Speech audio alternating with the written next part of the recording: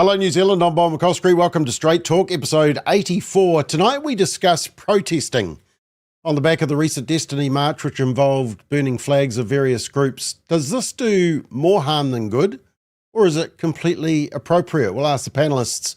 Should Donald Trump be nominated for the Nobel Peace Prize, as one anti-Trump commentator in New Zealand suggested last week? The latest polling suggests that voters think Labor can solve all our problems. Have the voters forgotten why Labor was booted out of office in 2023, or is the current government doing that badly? And just for fun, if we have time, we'll find out which 6 p.m. news the panelists would watch if I held them down, tied them up and forced them to watch one of them. Although a root canal filling actually probably sounds more enticing, doesn't it? Right, let's check out who's on the panel. And once again, a fantastic lot. Peter Williams, you are looking very spiritual. Where are you? Oh, mic on. Yeah, I'm in the Bob Lowe sitting room at the old vicarage in the town of my birth, Geraldine, in South Canterbury. We just happened to be in South Canterbury for an appointment this afternoon. I couldn't get home to Central Otago after that appointment, Bob, so we stayed another night. And here we are at the vicarage, which is the place where the vicars for the Anglican parish of St. Mary lived up until, I think, the year 2000.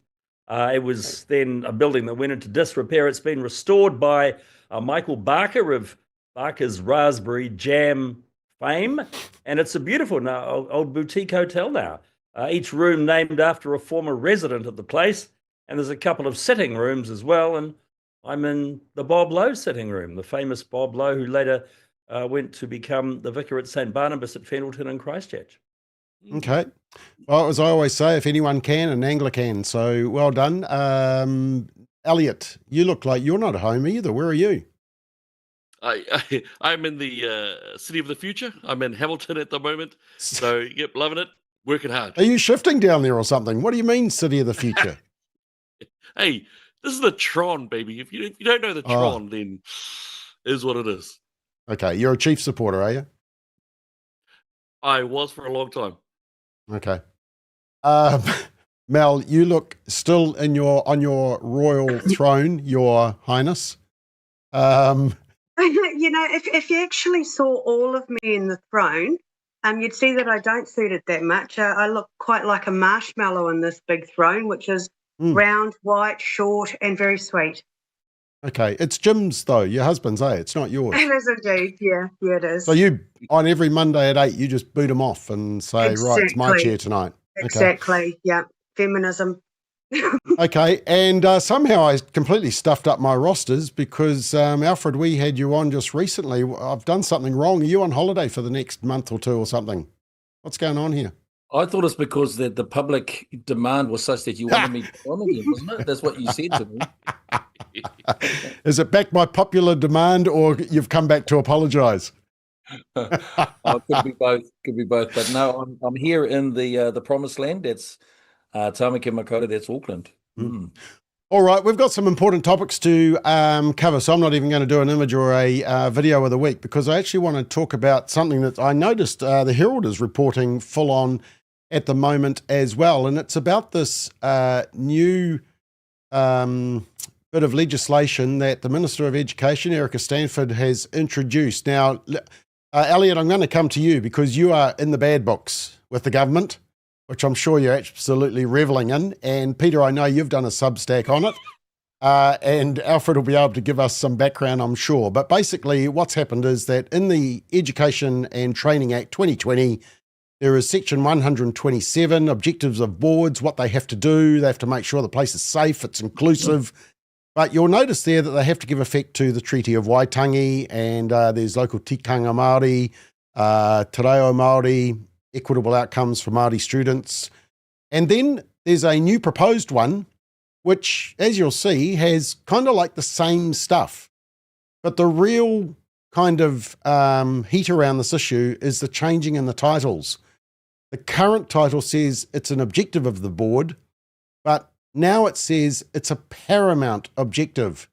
And for those who have done commercial law or understand kind of the legal side, the word paramount can have quite significant meaning. Now, just to wind you up, Elliot, I just want to play you a little excerpt from Erica Stanford, the Minister of Education's interview with Mike Hosking on News Talk ZB, because he actually called her out a little bit and said, well, it's a bit hard for you to argue against this when it actually says. But listen to her response. Interwebs awash currently, telling me Erica Stanford is the wokest minister in the government, and under the cover of darkness, she has snuck into legislation commitment to the treaty that entrenches it in a way we should all be alarmed about. And Erica Stanford is, of course, the Minister of Education. You say what? I mean, this is what happens when you get a bunch of people who get all whipped up with hatred and spouting complete and utter lies. It is correct to say it is in there, and therefore some of the stuff that they're talking about can happen. Therefore, they are correct. Well, hold on a minute. Yes, it's there. I didn't put it there like they're claiming. It's been there for a very long time. Are there legitimate questions? Yes. Okay, it's been there for a long time, but the word paramount hasn't been there for a long time. So anyway, Elliot, are you whipping up hatred? Yeah, don't forget, I think it was frothing. I think she popped in there frothing as well. Quite crack up. Now, the personal insults aside, don't care. What we care about is that all children need to be treated equally. Now, those words such as equitable outcomes for Māori is already a bit of a problem, because it effectively changes the property of what a child should be, which is a child should be a student. They shouldn't be akoranga or akonga Māori. They shouldn't be tauiwi, Pākehā or Māori. They should be simply students of Flatbush Primary School or Kowhata Primary School, whatever. They should not be, there should not be a separation of race for them, and there should not be some type of equity for one particular race of students. I find it quite disgraceful. Now, before going into Erica's part in this, I've had to go down to my school, the state school of my children, and I've told them very directly that they are not to treat my children any different to the Asian, the Chinese kids, the Indian kids, the white kids, anything like that, simply because they happen to whakapapa Māori, whakapapa Pasifika. And now I'm very staunch on that. I don't want them. I want them to, if they succeed, they succeed. If they fail, they fail. They need to be treated equally in order that they can be strong enough to engage in the education system. Now, what Erica has done is and I believe sneakily done, by placing that paramount there. The only other word that you can find as a definition of paramount is supreme. She has put in a supreme order into that element so that everything will be based around this, and I'm going to say it, activist-based academic style of subjectivity around what the treaty is. So whether it's karakia, waiata, and I want to point out, I loved when I was learning about te ao Māori, about various different Māori elements when I was growing up in the secondary school that I went to, in the primary school, but it was never forced, it was never mandated, and it was never given a paramount or a supreme push to consider whatever that might be. We need to have our kids be more literate than what they are now. We need to have them more clued up on mathematics, on STEM. We need our children to be treated equally by the content of their character, not by their skin color. And I think what Erica's done is sneaky. I can't stand what she's done, and it will not help our kids, whatever their race might be. Okay, just before I come to you, Peter, because I know you've done a Substack on this, Alfred, I just want to ask from a political viewpoint, are you able to defend Erica? She says nothing has changed, and yet it's quite clear that the heading of this section has changed. To make it just an objective to a paramount objective suggests that there's some legal enforcement there. Is it just words? Should we be worried about this? Well, I'm not going to say I'm going to defend her, but I just want to bring some clarity. If you just pop that back up again, that slide, what you'll see is that now in the old into the new has got paramount. But if you look at the clause 12, subclause 1, it talks about the primary objective. Now, primary and paramount are similar, right? And so really all they've done, I think that's what someone's done. They've brought the primary from the subclause up into the main clause and put it there. But they mean similar things. So in actual fact, that has been around for some time. But I just want us to be very careful here because, and I'm going to disagree with what Elliot's saying, even though when I look at him at the moment, he looks like he's got a halo. It's probably the light shining on his head.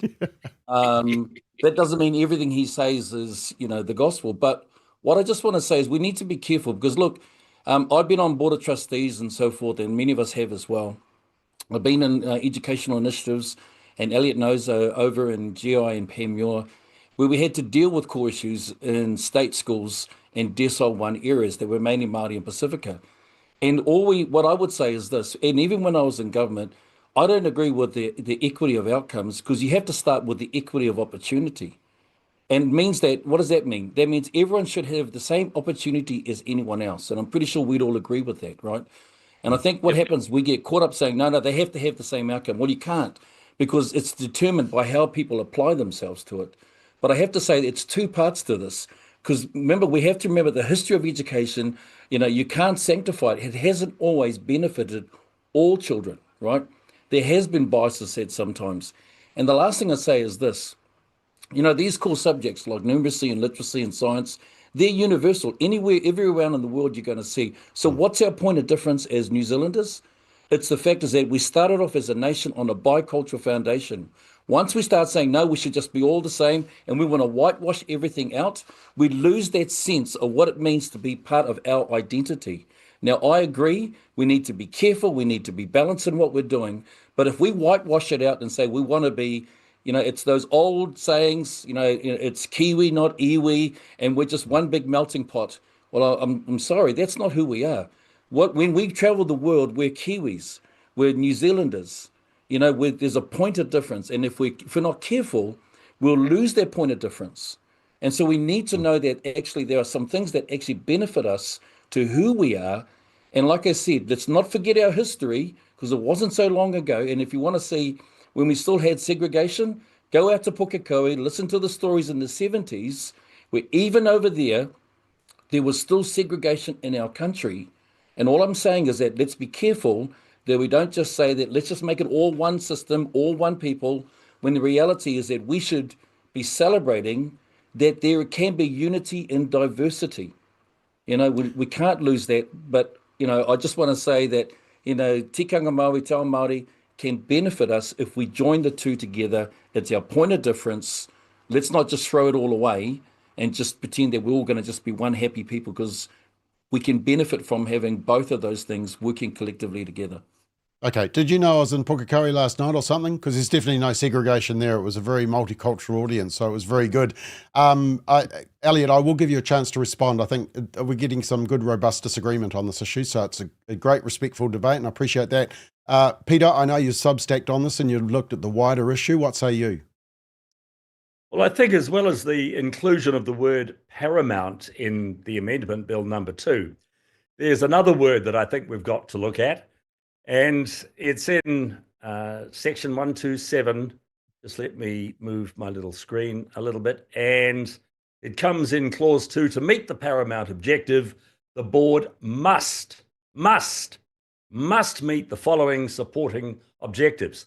Now that to me says it's compulsory. You have to do it. Therefore, you've got to give effect to the Treaty of Waitangi. What giving effect to the Treaty of Waitangi means in the current legislation is that you can be, particularly in schools that don't have a particularly strong Māori population amongst their student body, they don't need to bother about it too much if they don't wish to. But the new legislation compels schools to include Te Ao Māori, to include Mataranga Māori, and Te Reo offer instruction in the teaching of the language. The other issue I have is that ever since the Education Act of 1877, we have a secular education system. In fact, our governors of the late 19th century were really ahead of the rest of the world when they said two things about education as they put in place a national education system. They said education shall be free and it shall be secular. If you want to opt out of both of those provisos from the state, you can. Therefore, we've had the development of private schools and we've had the development of religious-based schools, particularly Catholic schools. But I'm sorry, but Te Ao Māori, and in particular Mataranga Māori, are teaching non-secularism. And therefore, what Erica Stanford has put into this legislation is, I believe, absolutely illegal in the face of the underlying philosophy of state education in this country, which is free and secular. Okay, I just wanted to check. So in the old one, so this is the old one, it does say a board's primary objectives are to ensure, and then in this no this compulsion one, though.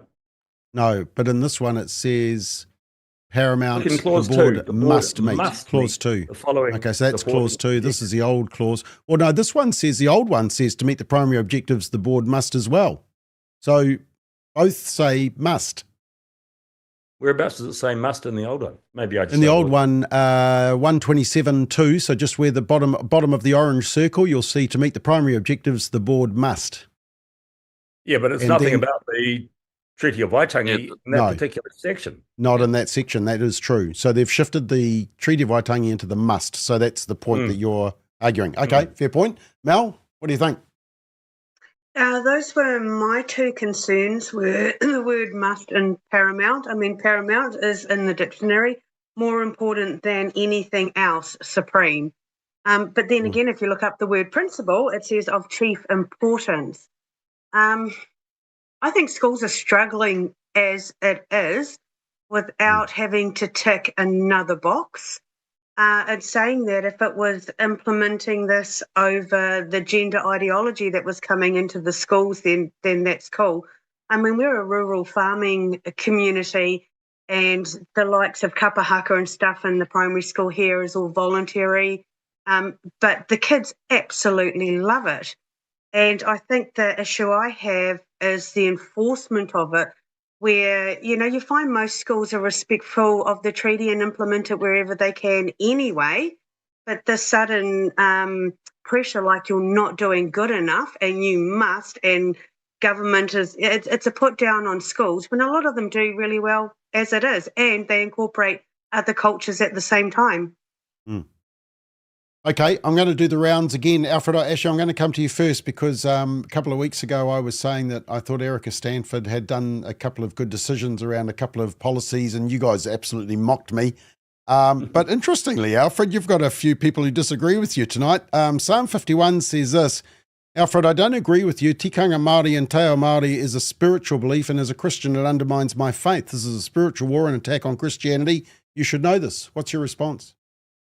Well, the reality is that cultures all around the world have different belief systems. So you can't say that it's Māori. Is it Chinese? Is it Spanish? We could Portuguese. You could go around there, and if you can make that statement, it's not. And if you want to be biblical about it, then read Revelations chapter 7, where it talks about the multitude. And here's what it says: that in the end, every tribe, every nation, and every tongue. So if we're going to use the word, then let's use it well. And let's see that the reality is that we can celebrate the diversity in unity. The point is that I agree that, and like I said, I've been on board of trustees for a number of years, and almost 15 years, throughout my kids' schooling and also schooling improvement initiatives. And under Tomorrow's Schools, right, there was the autonomy and the sovereignty of every single board of trustees to make their own determination. So I agree with you that it's an overreach when you start implying that boards must. We can encourage, we can ensure that they're upholding that. And particularly if your demographic then allows for that, it's important to be able to be, cognizant of that. And I really like what you're saying, Mel, because there are a lot of rural schools, right, where they find their way of being able to celebrate the different type of culture, Māori culture, Te Ao Māori and so forth. That's really important into that. And I think that, that's really important. The last thing I want to say is this: I do feel that there's a real concern that the ACT Party is again expressing this whole thing around race-based policy and funding, and it's wanting to wipe all of it out altogether. And if we're not careful, what's going to happen is that they're going to start alienating us. And I believe it's going to tell in the polling booth, because just like Willie Jackson, and then when they try to force Te Ao Māori onto the nation, if you try and force it the other way, you try and push that pendulum too hard, right? Middle New Zealand is going to decide it's too much, right? Because we're fair-minded. Most Kiwis are fair-minded. And we know what our identity is. And so I think it's important that we need to be careful that what's being pushed by ACT is in a complete overreach for that. We have to know that our identity as a bicultural foundation, celebrating it now in the current as a multicultural society. But if we don't get that right, then I can tell you this from those of us, and Elliot and myself, who are from other Pacific nations and other nations, if you don't get your bicultural relationship right, then what happens is that you will not get the multicultural relationships right. And we often look back and say, well, let's see how you treated that relationship. That becomes really important. Elliot?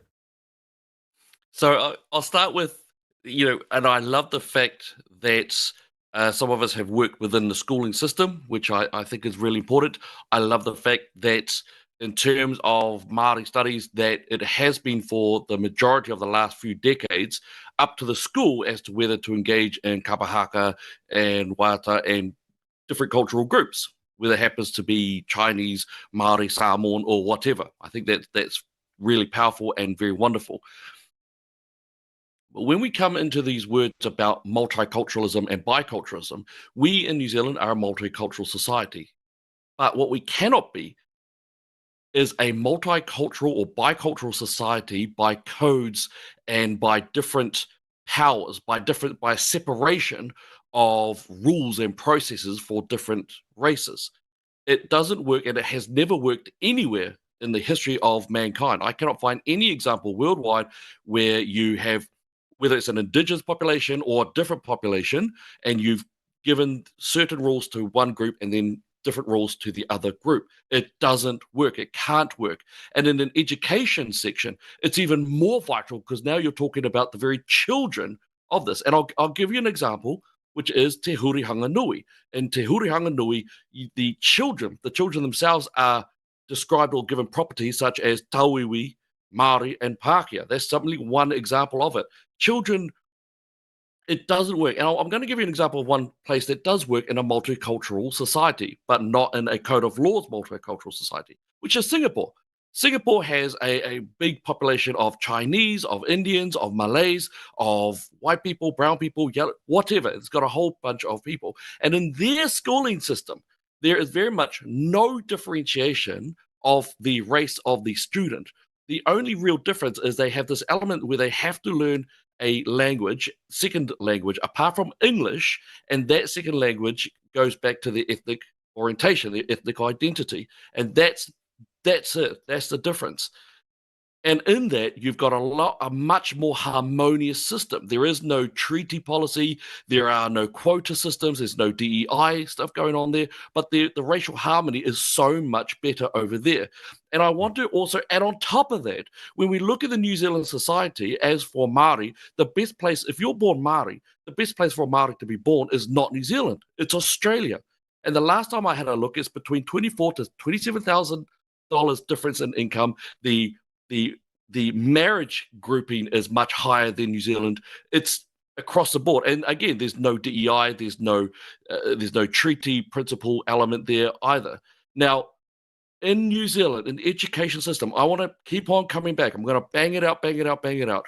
All of our children should be treated the exact same. We've got a problem with the Treaty of Waitangi being reinterpreted by those who are of the activist nature. And so this new form of treatyism coming out is going to be damaging not only to our general society, but to our children. And really, we need to, again, come back and just let schools choose to do Māori things or not Māori things, but let them know their students the best and let them go forward. What we cannot have is this supremacy element being brought into legislation and ordering schools to take on what is going to be an activist approach to the Treaty of Waitangi. Okay, Peter, did you have anything to add? No, I just would be really interested to hear Alfred's response to my line about Mataranga Māori, which is a belief system. How does that marry up with New Zealand education being secular by law? Because I'm sorry, but Te Ao Māori, Mataranga Māori is about belief, the interconnectedness, the spiritual world. It might not be worshipping a god, whoever that god may be, but it is still about the spiritual. It is still about the stars. It is still about beliefs. And that's essentially what a religious worship is. So how can you compel New Zealand schools to teach Mataranga Maori, as indeed this legislation, this section 127 is doing?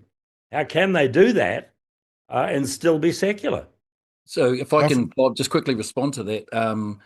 So, you know, when Israel became a nation in its sovereignty in 1948, right, it had to discover its sense of identity again. And so if you look into the Hebrew culture, right, it's embedded with spirituality all over it. It's in the country, it's in the archaeology. And so if you look at it, people said, at first people said about the Israelis and the Hebrew, you're not a nation, you're a religion. Everything that's embedded in its values. You look at all the festivals and the feasts, they're all about a belief in a God that they adhere to. And so all I'm saying to you is, Peter, is that I hear what you're saying, but let's be careful. Let's think about other nations of the world. When you think about Hebrew, and you know, for us of faith, of Christian faith, Catholic, Protestant, right, it all comes from the Bible, right? And by the way, when I was in Parliament, here's what people would say to me. You know, religion has no place in politics. And I said, have you done your history? Have you done your homework? So let's think about the Magna Carta. Let's think about, for instance, the Westminster Confession. Let's think about Westminster governance. Where did it come from? Well, it was an archetype of the Westminster Confession. In other words, it was shaped by a set of values that are Judeo-Christian values. All I'm saying, we can't throw it all out. And there's a different worldview. So if you want to walk into the Hebrew world, into the Israeli worldview, then you've got to walk into a world and an understanding of a culture that does not divide like other cultures do, to say, no, we're not going to do that. When everything about that, when you go as a tourist to Israel, here's what they say: open up your Bible. Let me take you through the land. Let me tell you stories. You can't turn around and say to them, hang on, I've come here for a secular tour. They'll just tell you, well, it is a secular tour. But if you want to know our history and heritage, it's founded on a value, a worldview, where spirituality is embedded in this. And we've got to be careful, because Te Ao Māori is no different to many of us. You go to India, right? They'll tell you about the Hindu culture. You go to other countries. We just happen to be in a Western country where sometimes we try to divide ourselves away from that. All I'm saying is that when you want to walk into Te Ao Māori to understand how they understand things, that's important. The last thing I say is that when I was the Minister for Pacific Peoples, and they were talking about KPIs, key performance indicators of what we want to do. And everyone said, let's talk about education, let's talk about health and so forth. And I said, yes, but let's start from this point of view, a worldview of Polynesia. Let's learn to articulate our cultural capital into a transaction. So what that means is this: culture is your point of difference, capital is the asset. How can you take the assets? How can you take the things that are so good about what you have in your culture? How can you articulate it so people understand it and you understand it, and transact it for the good, not only for you, but for others as well? And all I'm saying is that we need to be careful that we don't throw it all out. I agree with you, Peter. We need to be careful so it's not forced or pushed onto people. I'm on your side with that. But let's be careful that we don't throw it all out, and that we don't say that, oh no, it's all spiritual. When I tell you this, there are many cultures around the world where if you want to walk into their worldview, like it is in Israel, like in Hebrew, you have to think about spirituality, not as saying, I can't do that because it's secular, because you'll never understand them unless you're willing to understand that spiritual element of who they are as a people. Yeah, I get what you're saying, Alfred, but let's put that into history classes or social studies classes. Let's not put it into a special teaching subject called Te Tiriti o Waitangi, where Mataranga Maori and Te Ao Māori is taught. Let's have a special history class or religious history class, religious studies class, where 1 week we're talking Mataranga Maori, the next week we're talking Judaism, the next week we're talking Hinduism, Buddhist, Sikhs, etc., etc. Let's make it an all-encompassing study of the world's religions. Let's not have compulsory teaching of essentially the Maori religion, which is what this act says, or this bill says. Mel, do you want to be the good cop? No, I actually want to add that along with the treaty came Christianity into New Zealand. And if you look at when the treaty was dated, which was way prior to when Israel was became a nation again, then it incorporates Christianity. Yet, if you look at the education system, that's been totally taken out of everything. You're not allowed to have prayers. You're not allowed to have Bible studies or anything of the sort. For me, with my ancestry, if I'm looking at the treaty, it incorporates Māori and it incorporates Christianity. Yet this is quite biased. And I also think that the shock is for voters that did not expect this to come from the current government that we have. You look at the coalition, and we did believe that it was heading one certain way, especially in regards to education. And here we are, it's sort of turned upside down, which is a bit of a shock factor to many voters, I would imagine. All right, I'm sure we're going to come back to this. That was a very respectful disagreement that we had. So well done, team. And we're halfway through the program and we've only done one topic. So let's find another topic we can disagree on. And let's talk about how we protest. According to media reports, Destiny Church held a march down Queen Street. They claim the spread of non-Christian religions is now out of control in New Zealand. So the march denounced Muslim, Buddhist, Sikh and Palestinian communities and the media. 2 weekends ago, flags were torn and stomped on. And at one point, a woman dressed in a makeshift burqa approaches the torn Islamic flag and strips off the full body covering, aggressively throwing it on the ground. Now, Police Minister Mark Mitchell said it was vile. David Seymour said it was un-Kiwi. He was Prime Minister at the time because Luxon was overseas. And some church leaders condemned it for promoting fear. Many ignored it. Church leaders ignored it. Now, the question I want to ask the panel, look, let me just first show an excerpt of it. So for people who aren't aware, they can see what happened. We just did a little collage. And then I just want to ask the panel the two questions, because I think we need to separate it out. Do you support the message? And then do you support the style, the method of protest? So this is what actually happened.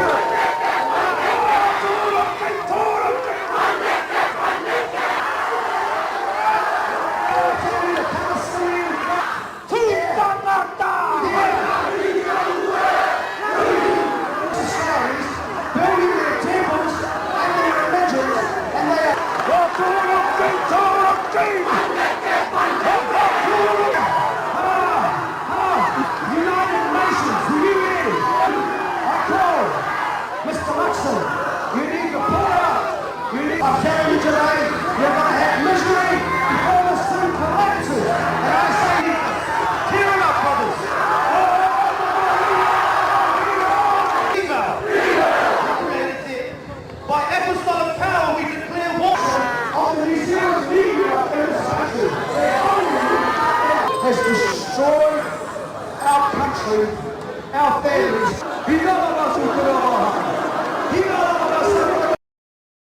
Okay, so there we go. I'm not sure if I'm worried about the United Nations World Economic Forum and the World Health Organization. We probably all agree on that. So let's just deal with is Christianity the official religion of the country?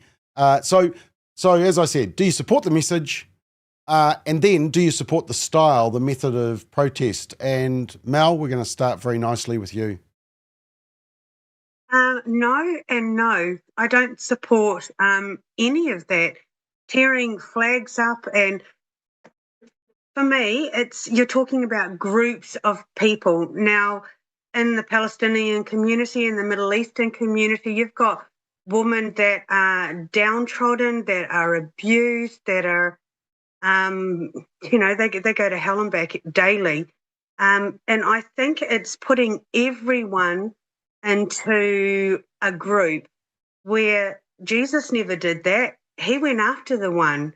And I think if I was a Muslim woman, or if I was looking to get out of the LGBT community, or from the Middle East, that sort of stuff would actually put me off going to Destiny, which could potentially put me off finding God.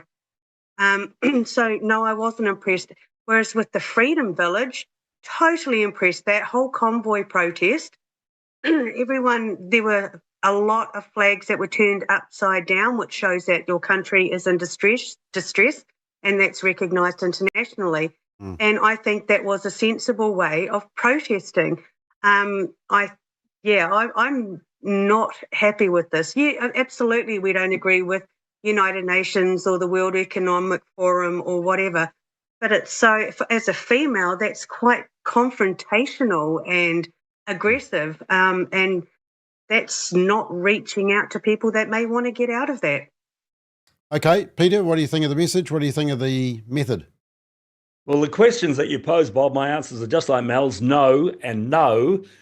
And we've just been talking about Te Ao Māori, the Māori worldview.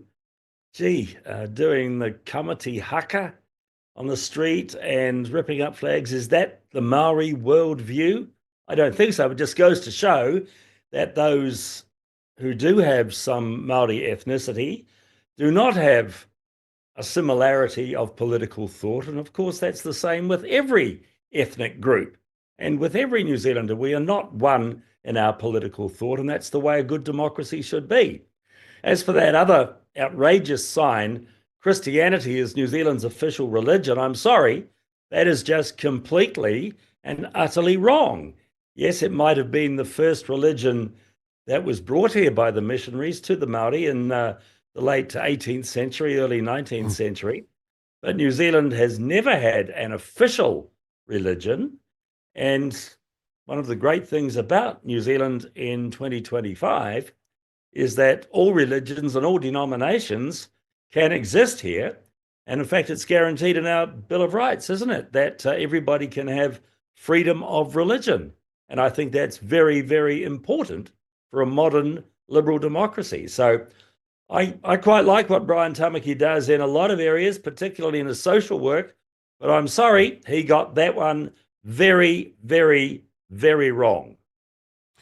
Okay, now don't forget, if you do want to comment, you can go to our Facebook page, Family First, which is absolutely going off its rocker right now, but it's just scrolling. And also on YouTube, you can put your comment up and you can have a little discussion amongst yourself. We've got a lot of people must have heard that you guys were going to disagree with each other. So lots of people watching tonight, which is always great.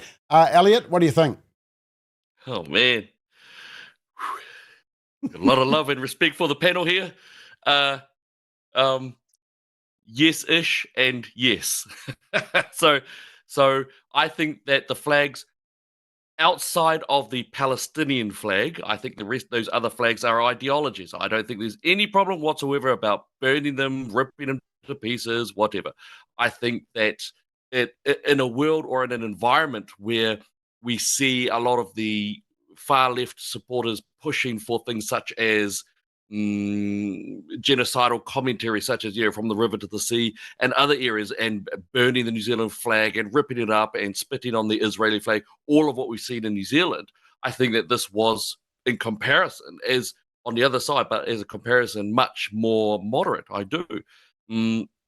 Now, I don't think that the Palestinian flag should be put out there because for myself, at least, I regard that as a representative of a group where there are people involved. But the other ones, as far as I'm concerned, are ideologies. They are not. They should be up to be robustly disagreed with, and strongly so, as long as there's a discussion the other way. I do take Mel's point around that as a woman, there might be some concerns around the high level of discussive or that controversial element. But on the whole, it fits in with New Zealand elements. So I don't have too much of a problem with it. I think that we should have a robust discussion about that.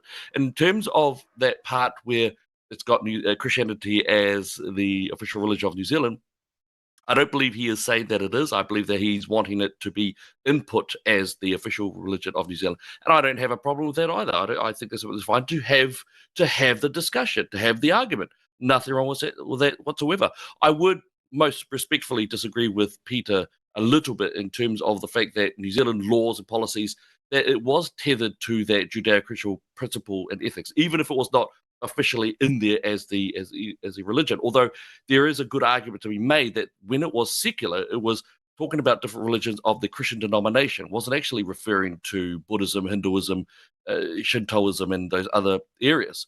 So, but I think that what he's done is provocative, but I didn't see any genocidal calls. I didn't see any desire to engage in violence. It was very, as usual, very well tempered and trained. It was very provocative and very strong, but no more than that. So I think it's fine. Okay, Alfred? Yeah, two questions, right? The message and the method. So as far as the message, here's the thing. If Brian stood up in the middle of Queen Street and he turned around and gave a rational, reasoned response, it wouldn't make the news. But, but just because you make the news, the question is, are you making a difference? And I think the thing is that the message itself, I think there were some things that I would agree with. You've just said them, Bob, the WF, non-binary gender, the transgender agenda. There's a whole lot of issues that I think most of us would agree with the message. But when you come down to the method, right, that's the key thing. And I think the fact is that when you become the very thing you despise, when you start to aggressively start to speak out and you trample on, in a sense, certain things like a flag, burning anyone's flag of any nation or destroying it, right, is a dishonorable thing. And so I don't agree with that. I don't think it's the right thing to do that. I think you can make a strong message around that. I think there are other ways to be able to present the message, but as far as the method's concerned, no, I think that there are better ways to be able to do that. But again, we wouldn't be having this conversation, right, unless Brian had done that, right? And all of a sudden now it's become part of it. So we've got a real challenge, right? When will people listen? And we've got, our public have been fed this insatiable appetite. If it's not outrageous, if it's not disruptive, then in a sense we're not interested. And so the whole aspect of rationalization and giving good reasons are not what people listen to anymore. And, this year, and you were there at the ARC conference in London, Bob, and Os Guinness turned around and said that, we need to send a message to the world. Humanism has failed us, right? And humanism to liberalism to progressivism has failed us.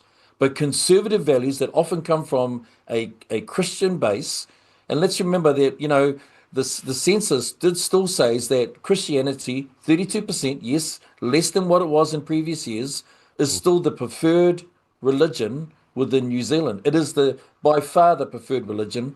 And if we talk about the footprint, the imprint that Christianity has had, well, don't forget that the first debate in Parliament was about prayer.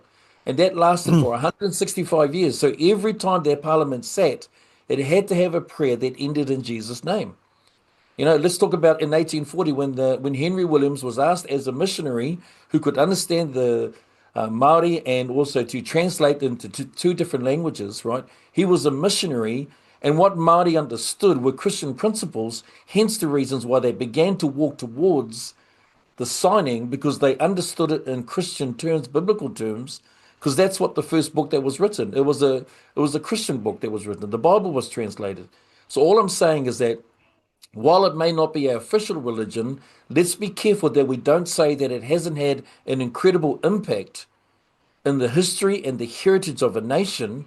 And if we discard that history and heritage, we will start running the challenges that we have at the moment, because as soon as Trevor Mallard took out the name of Jesus out of the parliamentary prayer, the anchor that gave us a conscious conservative value that held us as a nation, right, was taken away. And now we've had everything from euthanasia to abortion law reforms to all the things, non-binary issues that have come out of that. And all I'm saying is that you don't force that, but we have to remember it's a key part of the foundation of this country. Yeah. Okay. Look, this is obviously a contentious issue, so I'm keen just to check if anybody else wants. Elliot, did you have anything to add? Yeah, I do. I just wanted to also put out there that this also goes back to what we were discussing before in terms of the activist style approach to the Treaty of Waitangi coming out, because we know that in terms of Māori coming aboard, that the cessation of blood feuds and the removal of cannibalism and that constant utu, that constant killing each other over the time, was very much tied to their taking on of Christianity, of the Ihu Karaiti.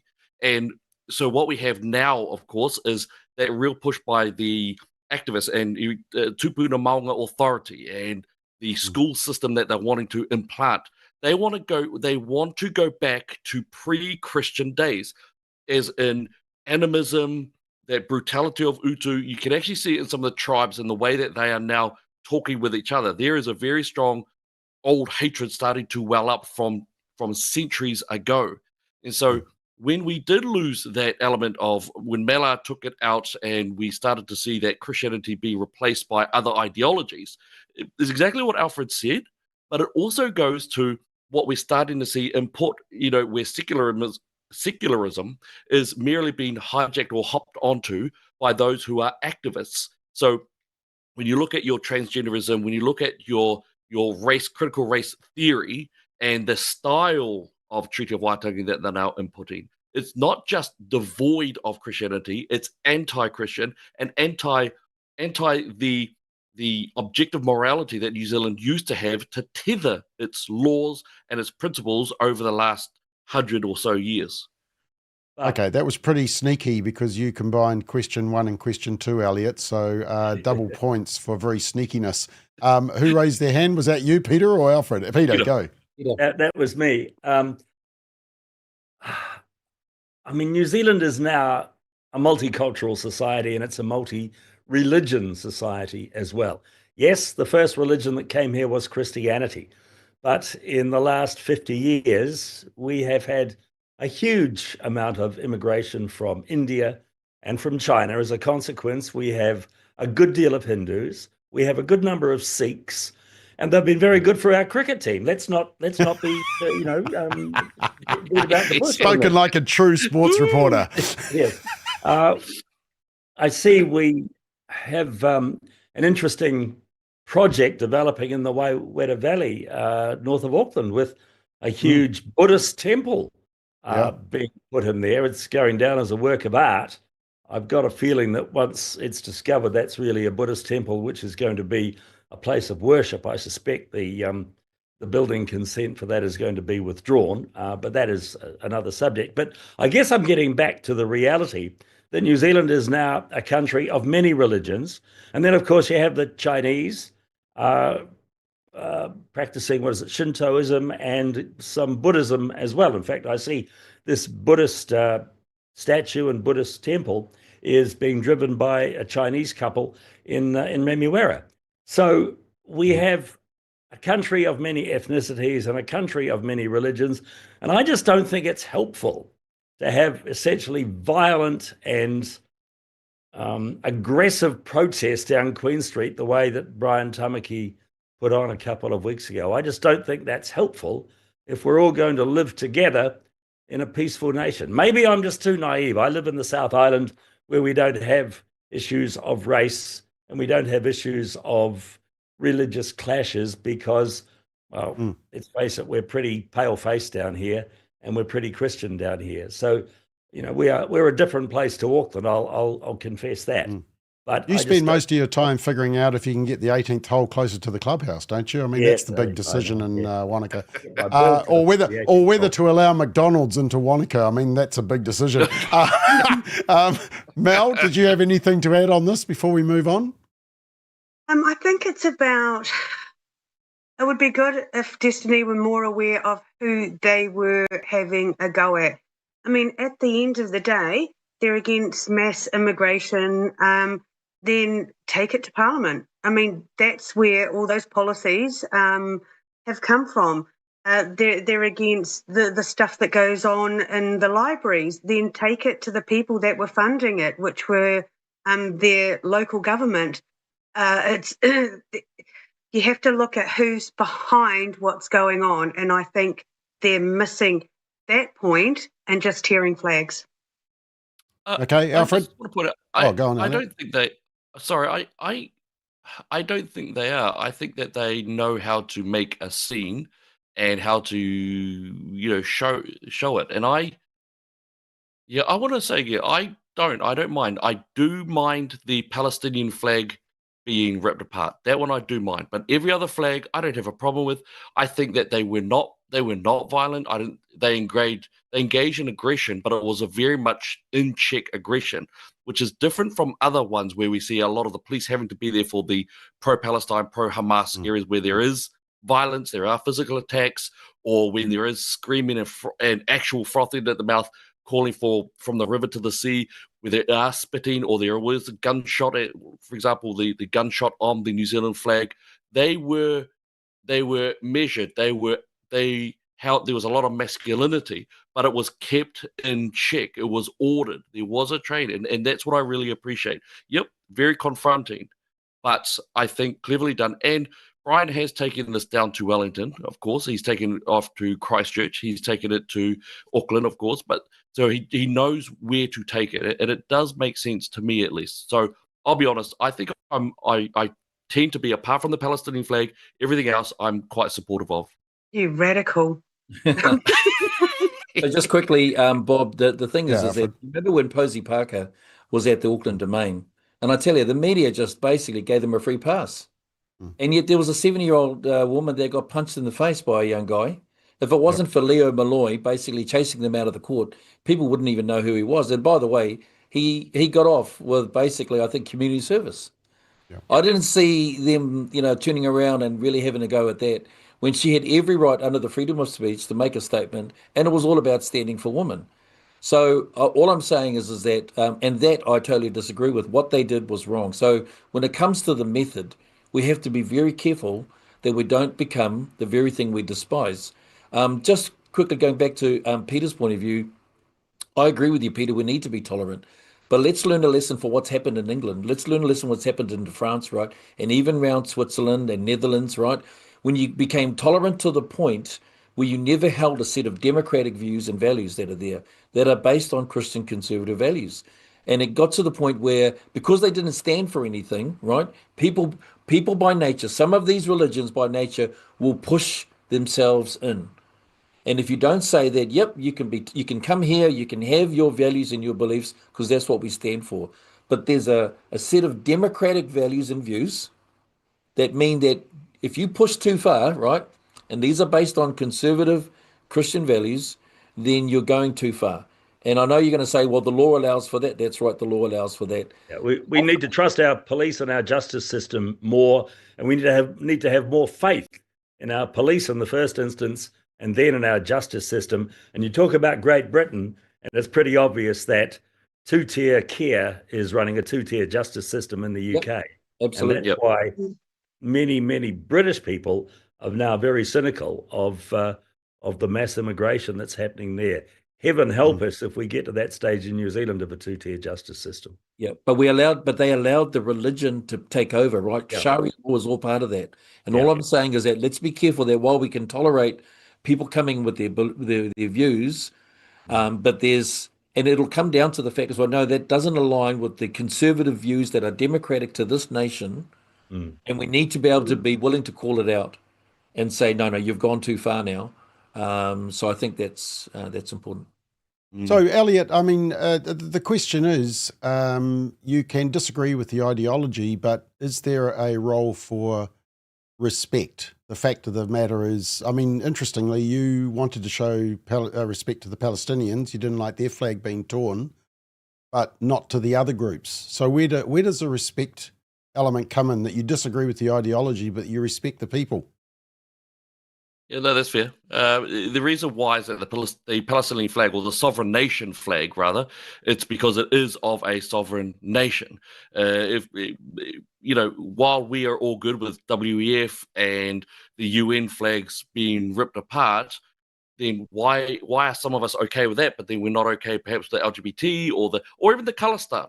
Because the Khalistan as well, it's not a group of people. It's the idea of a certain section of India to be made independent.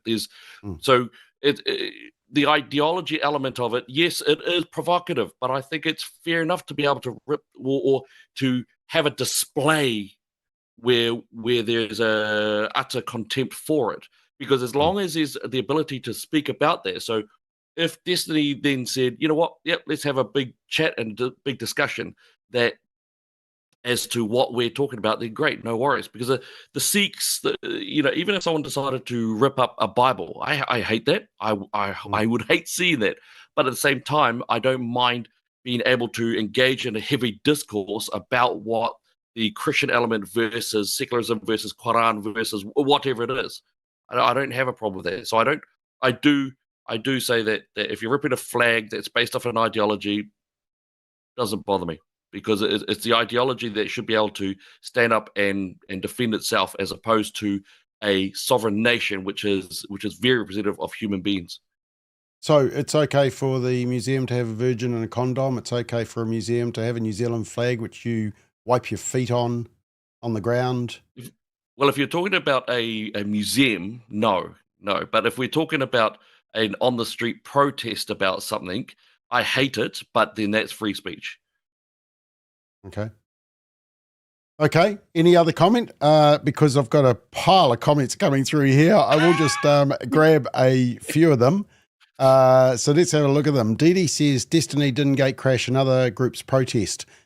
Actually, well, I have to just challenge that because there was the challenge on the at the West Auckland Library just down from you, wasn't there, Alfred, with the drag queen reading in the library. So was that a gate crash? I don't know. Sue makes a very good point. Being a nation with Judeo-Christian foundations and structures allows freedom of religion. Your personal faith in God is different, but only a Judeo-Christian framework of a nation allows true freedoms and freedom of speech. Very true. Look at where persecution is happening to Christians overseas. Philippa says, I think Wanaka has a KFC, so that's all they need, Bob. No, they don't, Philippa. They don't have any fast food. The town sucks. No, the town sucks, and that's why fast foods. That's us. That's why I don't visit Peter. Murray says the Chinese haven't done much for our cricket team. The all-seeing fly, there's some funny names on YouTube. Christianity was the backbone of the new nation of New Zealand. The left all over the world are pushing Islam. If it's not aggressively rejected, then we'll go the same way as the UK, Islamification. Simply Green says we're making headway on what is a woman. Next, what is a Kiwi? Here we go, Alfred. Your fans are coming back after defending Erica. Psalm 51 says Alfred's starting to sound more logical now. Note that down, Alfred. 8:58 on the 13th of June. Someone said you sounded logical. Marita says, how many other Christian leaders stand up for what's right and Christian values in New Zealand? Well, I think they all do, Marita. The difference is, and this is back to my original question, you may agree with the message, but it was whether the strategy was the way others would do it. I think that's what's being challenged. Kevin says the message was disrespectfully enacted, but the message was essentially good. Leslie says if society stays quiet and just pontificates on podcasts, the progressive noise will keep marching through our society. Well, that's a little bit of an ouch, pontificating on podcasts. I mean, we actually won the cannabis referendum not through pontificating on podcasts and marketing campaigns. So there is a place for education and empowering people to understand what the real issues are, I think. African Sheep says, burning flags doesn't do diddly, squat.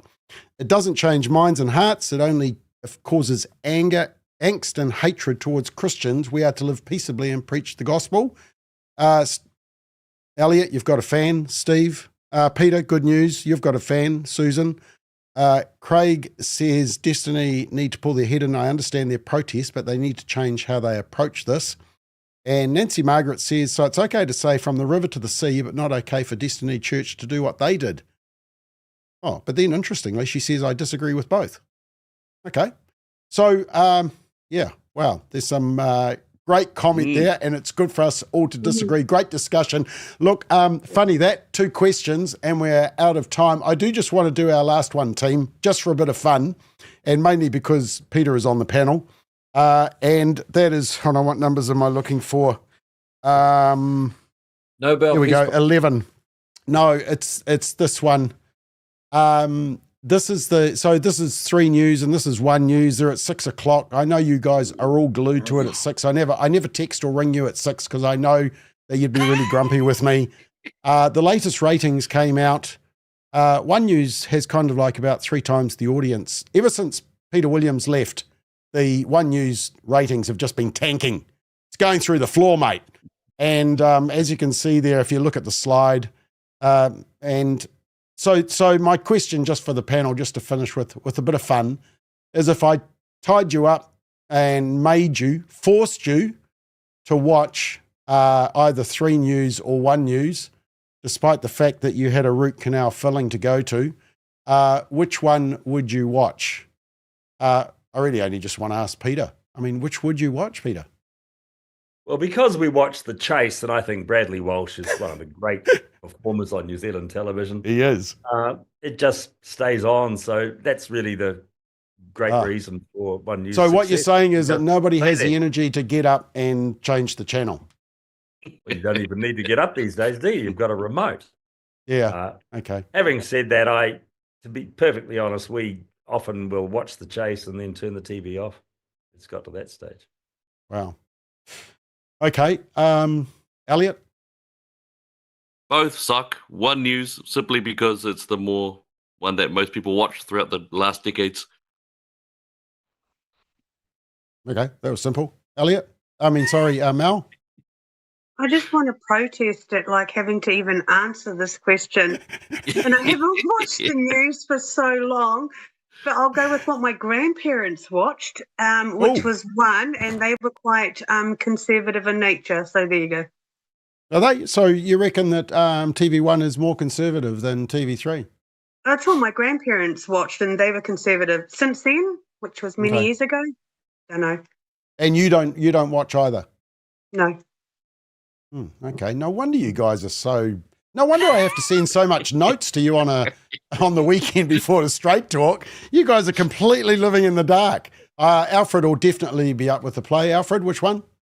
I think the fact is that your threat was so Catholic. That's why you did it for Peter. You wanted to flagellate us with a cat of nine tails to somehow beat us into submission to feel good. So, well, the truth is which one does your wife let you watch, Alfred? We don't watch any. I can tell you that with a hand on heart. We don't watch any of that. We just and nowadays people select what they want to watch, and we're like that. We just basically choose if we want to watch a piece of news, we'll go onto YouTube, we'll go to where you can select a piece of it. But here's the truth, Bob.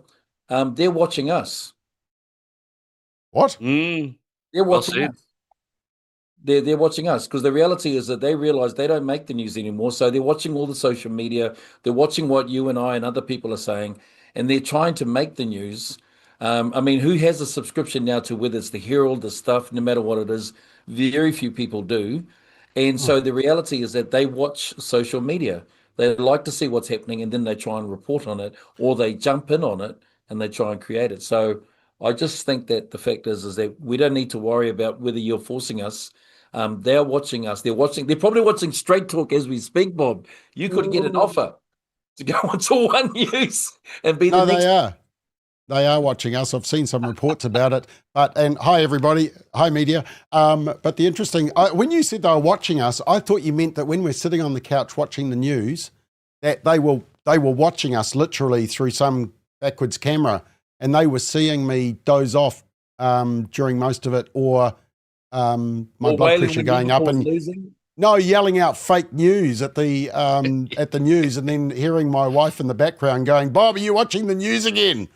That's what I thought you meant when we were watching. Okay, well, so nobody watches any of the news anymore. That's quite incredible, Peter. I watch both for research purposes, but I record them and then I watch them at speed, so I can just go to the stories that may interest us for Family First purposes. The staggering thing, Bob, is that if you do watch a full hour of One News live, count up the amount of paid advertising in the One News hour. Now, when I worked there, which admittedly was I left there 2018, so coming up 7 years. When I left there, 12 minutes of advertising per hour, that was a major source of revenue for the company. 12 minutes per hour at around about, $30,000 a minute. Massive income, 7 nights a week, for every night of the year except Christmas and Easter. Nowadays, the biggest advertiser on TV on One News seems to be TVNZ itself, TVNZ Plus. The amount of paid advertising on that network has just dropped right off a cliff, and that tells you something, doesn't it? The advertisers just don't see value anymore. Okay, I thought you were going to say the increase in superlatives and adjectives, because that's the thing that really bugs me. It's all those loaded words that they put before they report stories, or for TV3, it's the sarcastic looks as they say the word Trump, or things like that. That really sort of gets my goat. But anyway, we won't go there because my blood pressure's very good. They stopped calling you up, Bob, for comment. Oh, exactly right. Thank you very much, Peter. Right, that was an excellent finish to a great program, and we're all still friends, so it just shows you can have debate and still like each other Well, except for you, Alfred. Anyway, thank you for watching. We will be back next Monday night at 8 o'clock. Peter, Elliot, Mel, Alfred, thank you. Great job tonight. And all the comments. Sorry I didn't get all to them, but we'll be back tomorrow night. And don't forget Simon O'Connor tomorrow morning for Solid Ground at 7:30. Until then, have a great night.